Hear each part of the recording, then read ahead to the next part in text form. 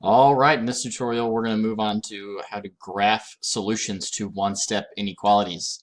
So what we're going to basically do is just get combining our algebraic solutions to an inequality, along with how to graph that solution onto a number line. So in the first one, 2 minus b is greater than or equal to 4. You're going to do the opposite of what you see next to this b, and there's a positive 2. The opposite of that positive is to subtract. We're left with negative b is greater than or equal to positive 2. Remember, we don't change the sign when we add or subtract, but right here we will going to be change the sign once we are dividing by this negative 1 that's out in front of our b.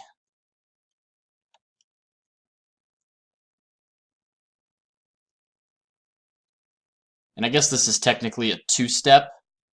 That's not negative 1, that's supposed to be negative 2.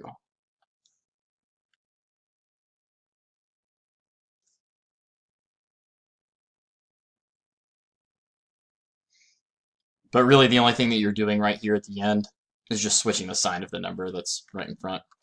So we're going to go to our negative 2, do a solid dot, and then the arrow is pointing to the left. All right, on to the next one. V over 4 plus 2 is greater than or equal to 3. Still going to do the opposite of what we see. Subtract 2 on both sides.